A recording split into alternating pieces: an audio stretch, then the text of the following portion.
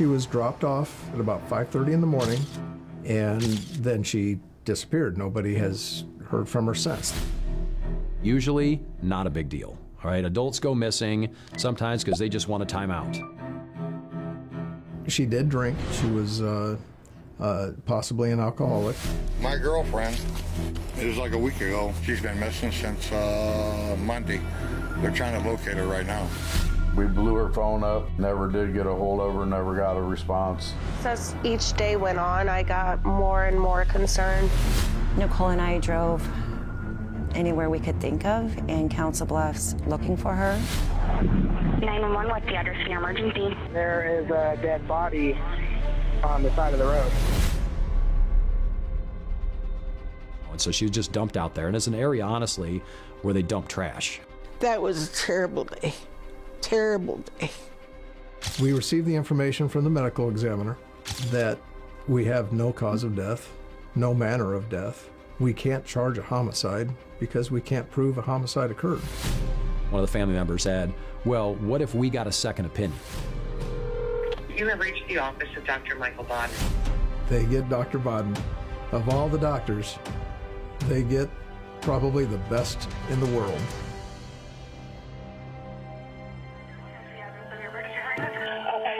Your wife is in a bar. You said she's unresponsive. This is what he's going to tell you.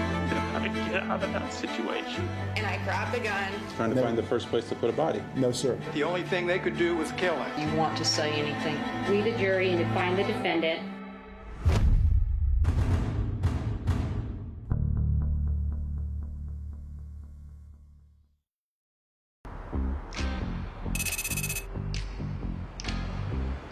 Council Bluffs is a relatively small town. Across the river is Omaha, Nebraska. We have a good mix of urban, suburban community. And tucked away in a Council Bluffs strip mall is a local favorite, Sugar's. Sugar's Diner is a small diner, bar, local clientele, good food, and at night, a pretty decent bar crowd. A place where everybody knows everybody, and where 60-year-old Eileen Gowan had worked for some 2 years. She was a character. That was her, always trying to find a way to make somebody smile.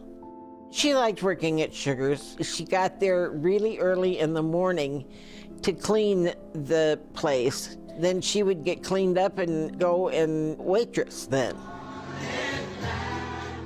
Her boyfriend, on and off boyfriend, Ivan Samuel Brammer, he went by Sam. He also worked at Sugar's. He was a dishwasher there. She loved him, and that was how she was. Once she fell in love with someone, it didn't matter. She'd love him anyway. He was a good grandfather. He was a good role model. He was like a father figure to me because he adopted me when I was 5. Sam lived with his granddaughter in her apartment complex, where Eileen also stayed at times. They would drink, they would get in arguments, and she would be kicked out. And then she would come back, and then she would be kicked out again later. It was very toxic in a way, unstable. She was dropped off, I think, at about 5:30 in the morning, and she did her job, she completed it, and then she was picked up by Brammer at about 8:30 in the morning. She was supposed to be back at 2, I think, in the afternoon for her waitress shift, and that was when she never showed up. And then she disappeared. Nobody has heard from her since. That was on the 13th of February. We blew her phone up. I mean, I probably called her 20 times before I fell asleep that night. Never did get a hold of her, never got a response. The next day, February 14th, Valentine's Day, Eileen again failed to show up for her shift at Sugar's. If she missed a day, she would always reach out to the owner of the bar and let her know what was going on. The owner, Megan, sent a message to Eileen's phone.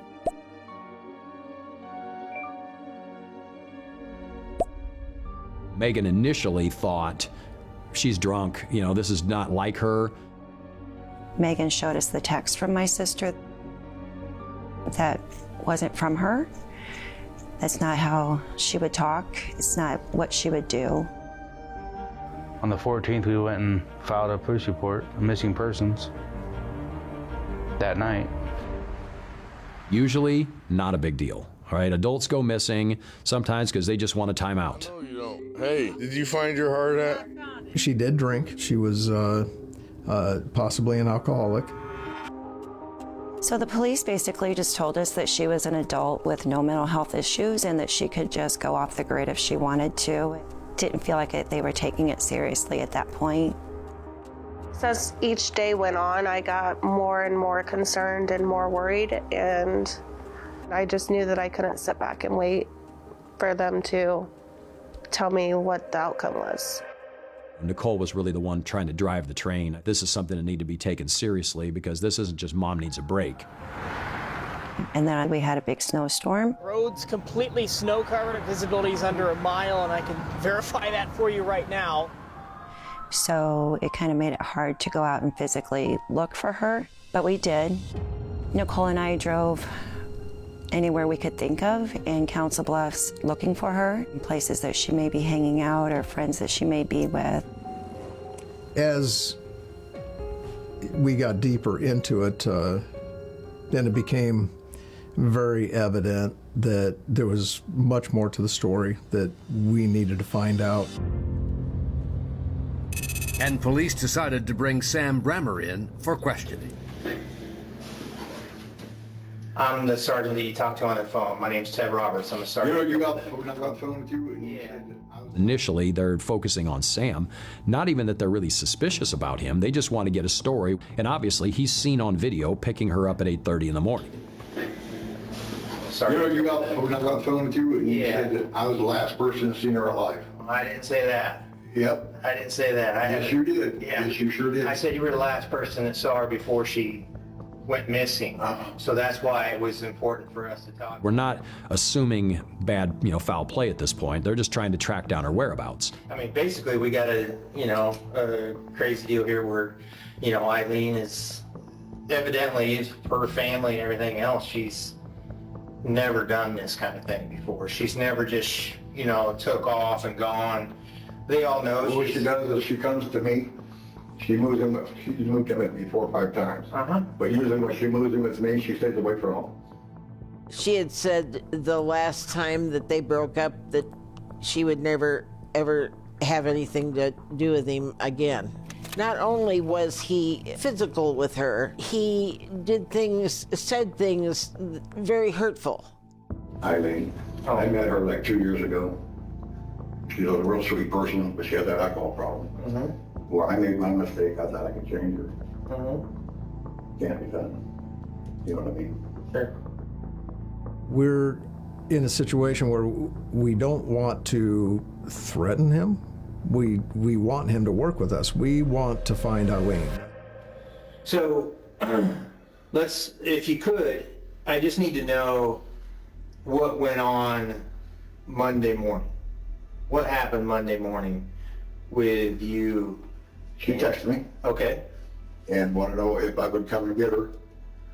Because one of her friends supposedly was supposed to come and get her.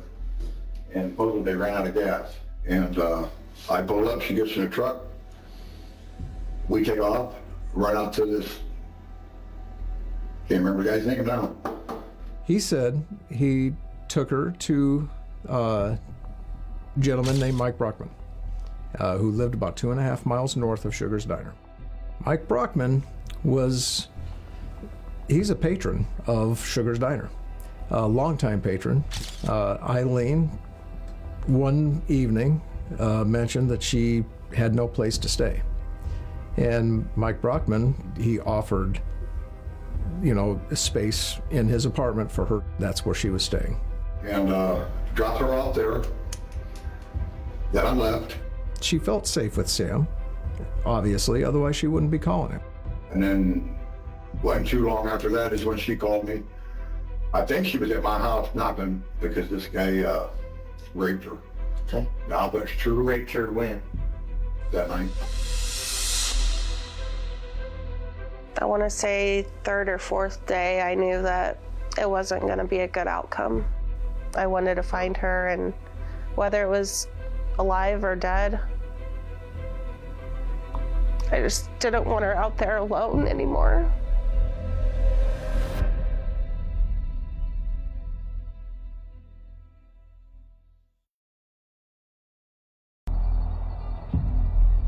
With still no sign of Eileen, Sam Brammer was brought in for a second round of questioning. Pretty good. Sam, this is Detective Brannigan. Okay. He's going to sit in with me today, all right?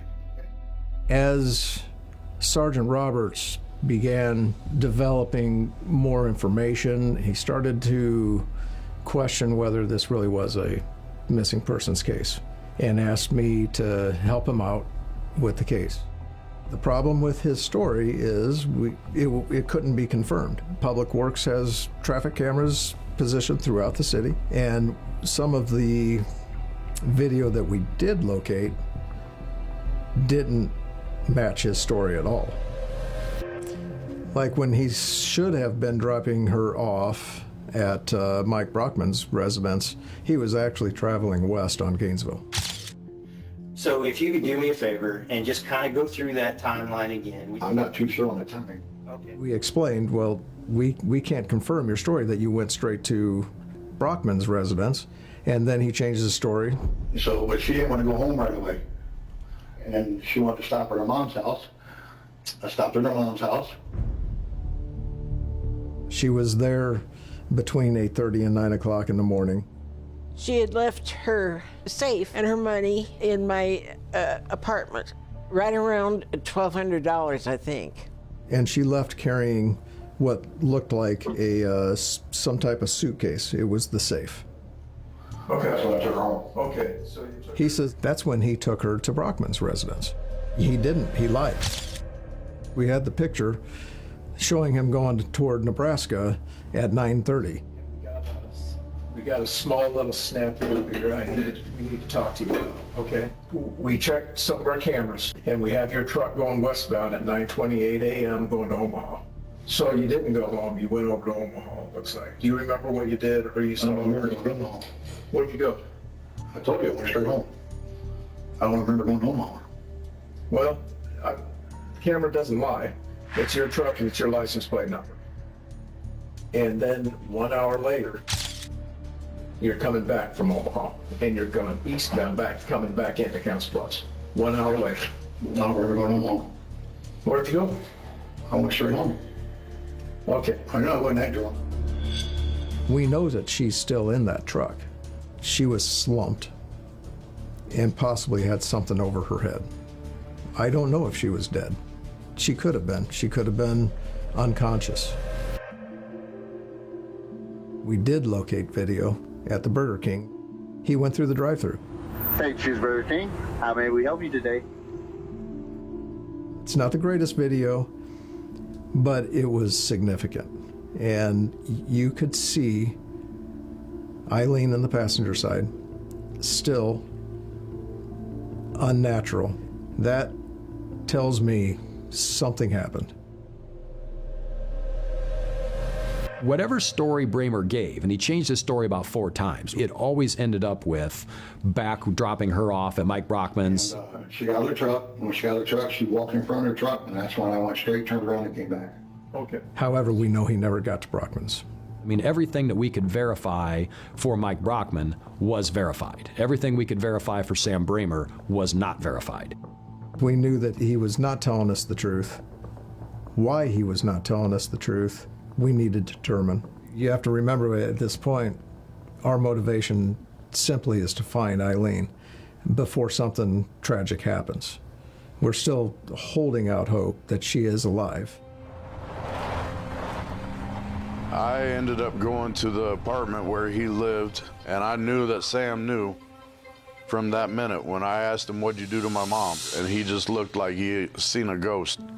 One night, he came in my room, he gave me a hug and kiss saying, "I love you, don't believe everything you hear."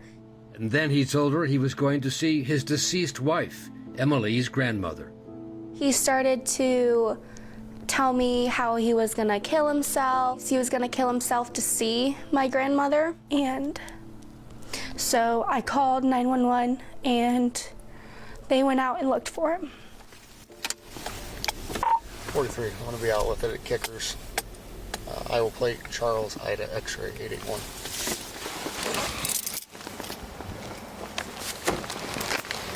Hi, sir, how are you? Good. Is this your vehicle? Yes. Hey, can I talk to you real quick? Yeah.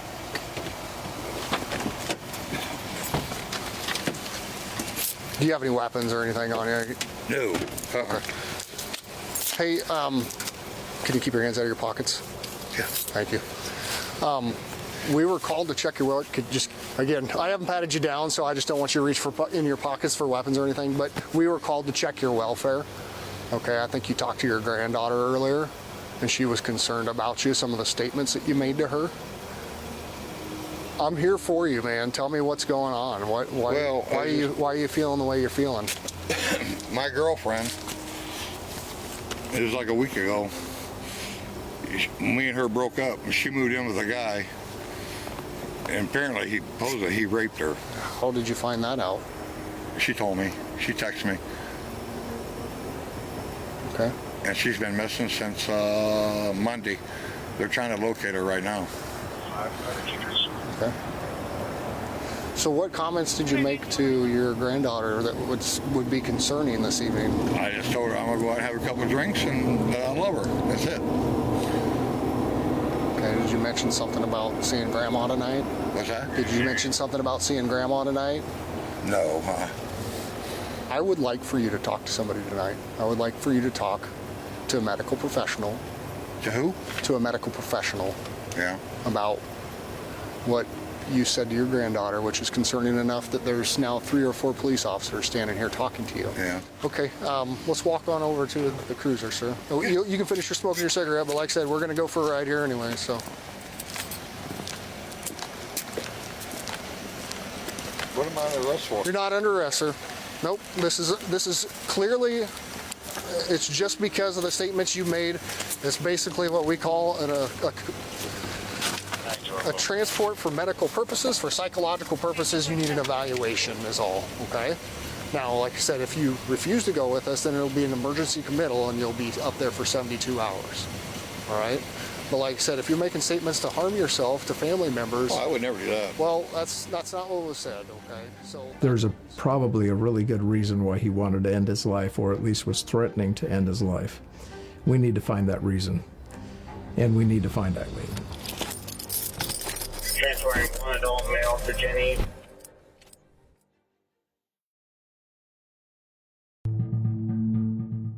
Sam Brammer spent 2 nights under psychiatric observation at a Council Bluffs hospital. I had a feeling in my heart that he must have did something to her. I mean, he called me constantly, asking if there's any new news. It threatened to put a strain on the relationship between Justin and Nicole. So I am Eileen's daughter, and this is Sam's son, and we are engaged. Him being patient and understanding with me as I am telling him, listen, I think your dad's guilty. I think your dad did something. Brammer had another run-in with police at a Walmart on the same day he was released from the hospital. The cops asked him questions outside. He said, let me move my truck. And he got in and he took off. Are you still coming in? It's turning westbound on Steve. He's now eastbound on A from 28. If that deputy's in the white Tahoe, he can light it up. He's approaching him. I got a call from him on the run. He said he was on the run and he can't believe how fast his truck is going. It sounded like he was having the time of his life. Is he lit up at all? Behind you, weird. Just past 29th Street, G westbound, 60 miles an hour. He called me also and said, if the cops get behind me again, I'm gonna go right for a tree. When things get crazy like that and they start speeding in excess of twice the posted speed limit and running stop signs, we're not going to continue that chase. Say shut down. Shut it down. Shut it down. All right. I shut it down. He's in the wind for several days. Eventually, Brammer does call and turns himself in. This was on Friday the 24th. He had 2 warrants, one for reckless driving and one for eluding. But Brammer only spent one night in the county jail after his granddaughter posted his bond on the 2 misdemeanor charges. We don't have enough to charge him at this point. He is our #1 suspect, and we just need to start tightening the case. He bonds out of jail within hours, drives his truck over to a car crusher and gets the truck crushed. Gets it, squashed and gone. Crushed into a block. We thought, all right, we can probably still get something out of that truck. But when we contacted them, they said it was not only crushed, but it was also shredded that same day. So at that point, we knew that that evidence was gone.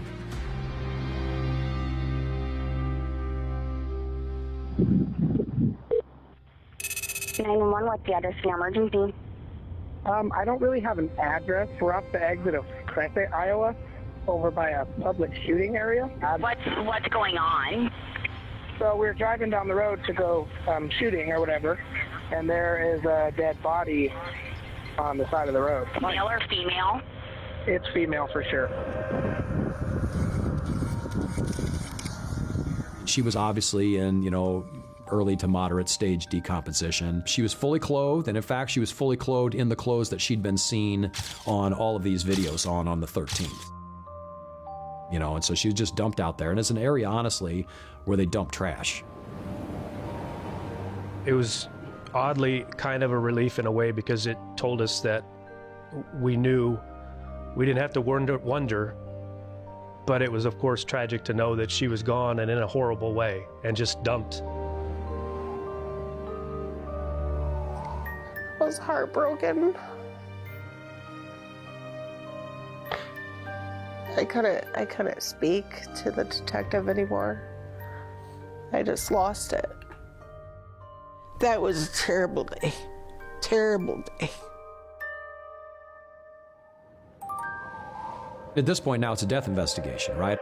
Her body's collected and it's taken to the state medical examiner's office, and so that's what happened with Eileen.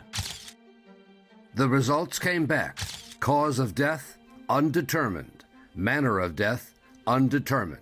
The murder case was in trouble. Pretty well kills it. Pretty well kills it. We had to sit down at the table with, 10 or 12 of her family members and deliver the news that we couldn't file a murder charge.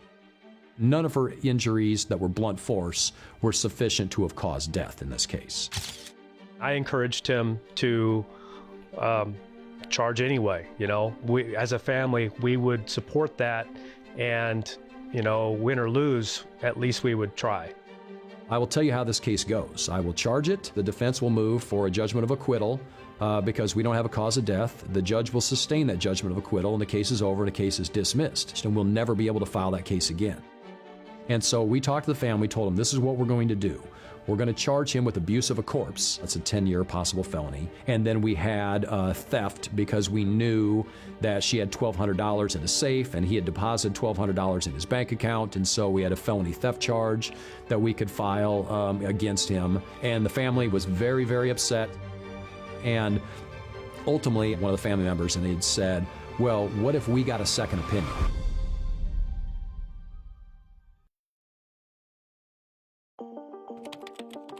I had no idea where to go. Who do you call for an autopsy, a second autopsy? So doing Google searches, looking up pathologists, Dr. Baden's name popped up on my Google. We knew his name well. We used to watch his shows. Dr. Michael Baden investigated. Walked up unsure. We get to opening up the stomach. There were fractures of the left, the right, thyroid cartilage. A former New York City medical examiner, Dr. Michael Baden has since been involved in dozens of high-profile murder cases around the world. So my wife said, well, you should just call Dr. Baden. I said, I'm not going to call it because he's not going to answer it. And even if he does, he's not going to help us. And she says, well, I'll do it then. You have reached the office of Dr. Michael Bodden. And he picked up the phone and said hello. We couldn't believe it. The family pooled their resources to hire Dr. Bodden, who made no promises. I said, well, we just want a chance. A few weeks later, Dr. Bodden's formal opinion, manner of death, homicide. The key thing that turned out for us was that he saw an abrasion on her neck, and he was able to conclude that that abrasion was caused by a zipper from her jacket. He theorized that Sam had taken her jacket and twisted it like so around her neck, and that her zipper was here. And in the process of this, that zipper left an impression on her neck. As far as I was concerned, that was enough. We were all there every day. I couldn't be with her when she needed me so badly with him. But I could go with her in the courtroom. And I had to do that. Mr. Portage, Bay Police Court.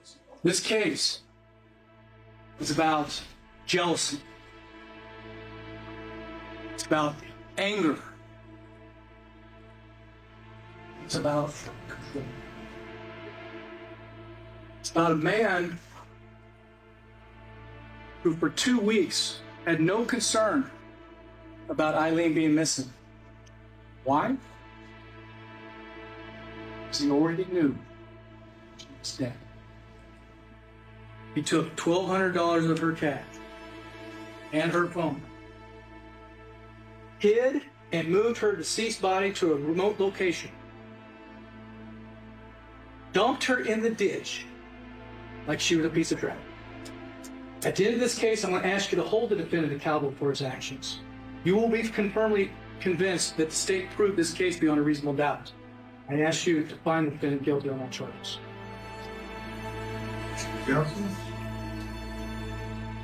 The 5 W's. You might remember this from 8th grade English class. Who, what, where, when, and why. Those are the questions that you need to be thinking of throughout this case. And I'm calling her alleged victim, not because I'm trying to seem blasé about it, but the fact is, we don't know how she died. It could have been an accident, it could have been another cause. So that's why I'm calling her the alleged victim, Eileen Gowan. You are never going to see any evidence of Mr. Brammer heading towards the Old Mormon Ridge Road to dump that body as stated like you believe. So when you go back into that jury room, after hearing all the evidence throughout this week, I feel confident that you will come back with the only just verdict, that Ivan Samuel Brammer is not guilty of all charges. The very first day, as the jurors were walking out from one of the breaks, they were walking out of the courtroom, and he looked over at me and he lipped, "F you."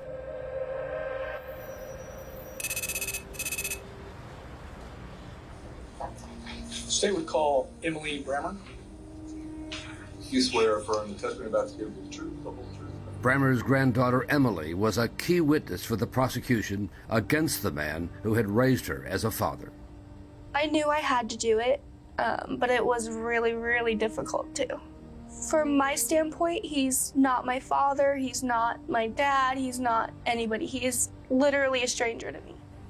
Emily had accompanied her grandfather to the salvage yard, where he had his truck crushed and shredded. Now, did you have a conversation with the defendant about what to say if law enforcement asked you about the crushing of the truck? Yeah, he told me just to tell him I don't know where it is. Why? Because he didn't want them to know.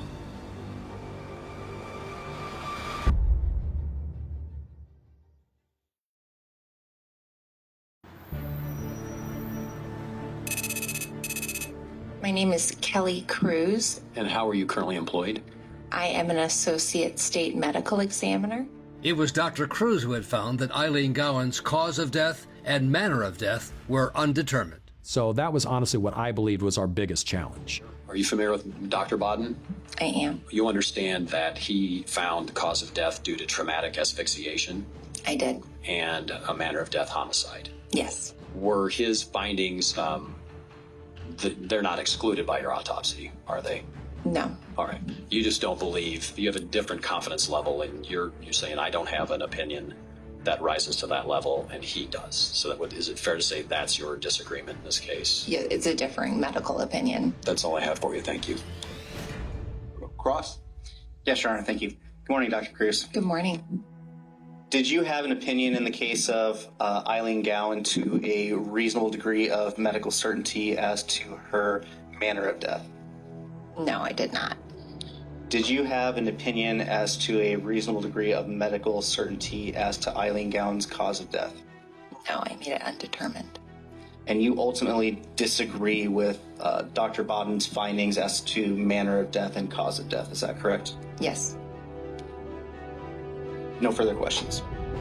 When I have two witnesses that are both very well qualified saying different things, that's a struggle. State may call the next witness. Thank you, Your Honor. State calls Dr. Michael Bodden. How many autopsies have you performed in your career?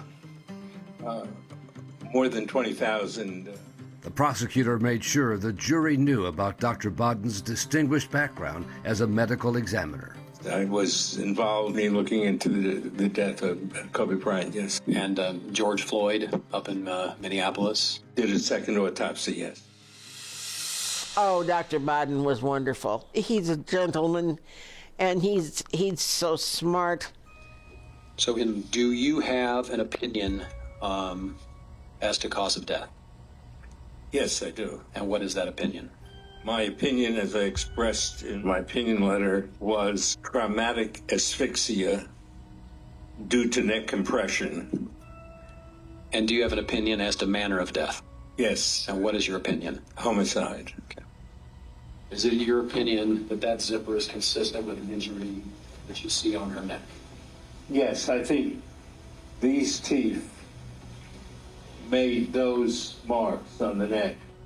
But the twisting of a jacket collar, would that create that same sort of double pressure, kind of full circumferential compression that could result in death? Yes. That's all I have for you. Thank you, Doctor. Thank you. Any cross? Yes, Your Honor. In this case, I believe it's your position that the coat is somehow used to help with the strangulation, is it not? With the compression, yes. Okay. And I know Mr. Wilbur got up and twisted the coat some. Would the coat have to be off the person then to do that, or on? On the person. And they would twist, what, the back portion of it then? No, the front portion to twist it around. And that also would raise the pressure under the jawbone. This mark from the zipper is above the Adam's apple underneath the jawbone. Would it be something that you could do to another person while in a vehicle together? Yes. With someone like him who has such a depth of knowledge and experience, the defense really couldn't question him too much about his opinion. Anything else? No, Your Honor. Thank you, Doctor. You are excused. Thank you, Your Honor. Your Honor, the state rests. Our theory was not that this was a planned murder. Something happened while they were in the truck together. Bramer snapped. That's why he was charged with second-degree murder, not first-degree, because I had no evidence of premeditation. Mr. Munger, obviously when the jury comes back, I'm going to be looking at you and having the defense present their case, whether or not your client was going to elect to testify. Thank you, Your Honor. Mr. Bramer, you and I have had conversations about the right to testify in a trial against you, correct? Correct. And you are electing not to testify by your own choosing? Yes. No further questions, Your Honor. Mr. Munger, on behalf of the defendant, do you have any evidence? Your Honor, at this time, the defense rests.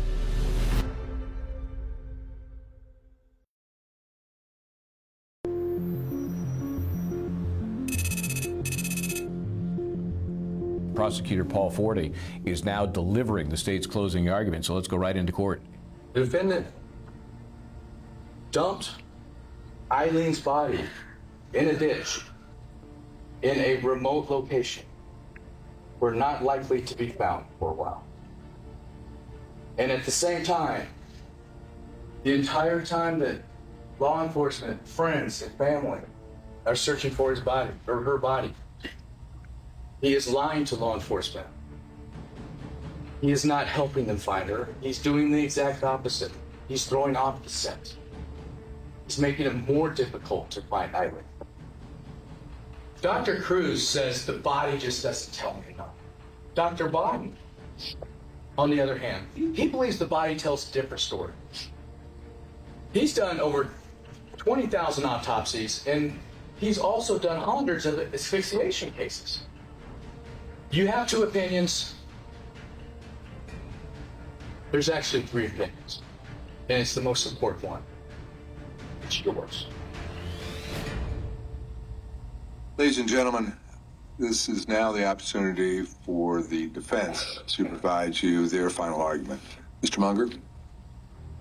Now, I told you on Monday that the state was going to try to paint you or write you a story. And I asked you to pay attention to the main elements of the story, the 5 W's as I call them. Who, what, where, why, and then how. And if the state failed to prove any one of these elements, just one, if they failed to prove it, then you must find Sam Brammer not guilty of murder in the second degree. So that brings us to Dr. Bodden. Obviously a renowned and well-known pathologist, very good at testifying. He was paid $8,500 a day, which he testified wasn't a reasonable amount of money for someone like him. He was paid $17,000 to render this opinion.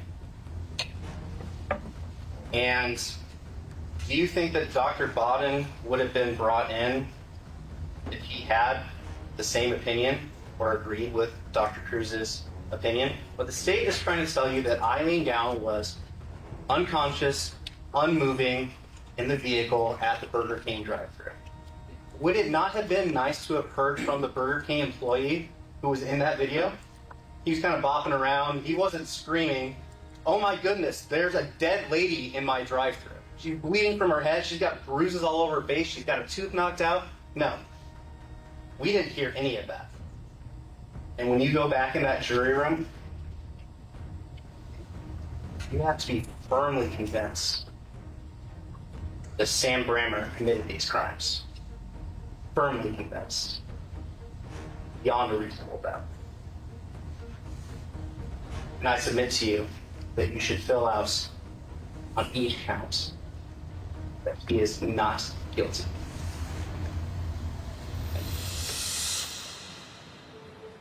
We sat down and we was all going to try and play cards, and we got one hand dealt out, and they come back and said there's a verdict. I'll have Mr. Brammer and his counsel stand, please. So all of us were present when they read the verdict. State of Iowa versus Ivan Samuel Brammer. Count 1. We, the jury, find the defendant, Ivan Samuel Brammer, guilty of murder in the second degree. He just stood there quiet as a mouse. Didn't have any emotion, nothing. As to count 2, we, the jury, find the defendant, Ivan Samuel Brammer, guilty of abuse of a corpse. Count 3, guilty of theft. I think everybody was just like let out a sigh of relief. I knew that the Lord wouldn't let me down. I give all credit to the family that they reached out, and I give all credit to Dr. Bodden. Without Dr. Bodden in this case, there's no way that case goes to trial for murder. We just felt as a family it was, the last thing that we could do for her was to try to get justice for her, and it was very gratifying when it came back guilty.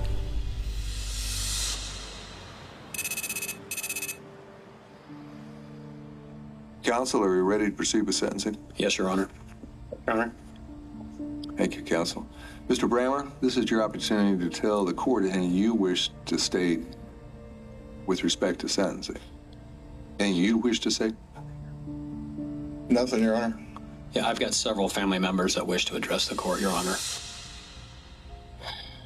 There is always going to be a void in my life because my mother is no longer here, and that void can never be filled. The way you walked around the courtroom, how could you look at my family and smirk at us? Or lip words like F you. You should be ashamed of yourself. No one should have to end their life like that. I wouldn't wish that kind of death on my worst enemy, which is you. As much as people say you deserve what you did to her, I don't agree. I believe you will live for eternity in hell for what you did. The defendant, Ivan Samuel Brammer, having been found guilty of murder in the second degree, is hereby committed to the custody of the Director of Corrections of the state of Iowa for an indeterminate term not to exceed 50 years. As to count 2, abuse of a corpse, 10 years. As to count 3, theft in the second degree, 5 years. Counts 1, 2, and 3 shall be served consecutively, that is, one after another, for a total indeterminate term of 65 years. Mr. Brammer, the overall reason for this sentence concerning all 3 counts is the cruelty and seriousness of the crimes. You stole Eileen's life, threw away her lifeless body, and then again stole from her finances. Your senseless and cruel acts have taken a mother, a daughter, an aunt, and numerous friends. We are adjourned.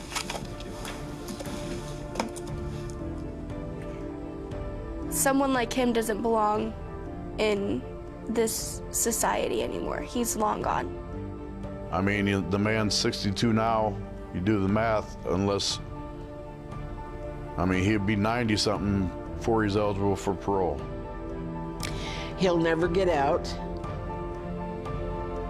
and that's good.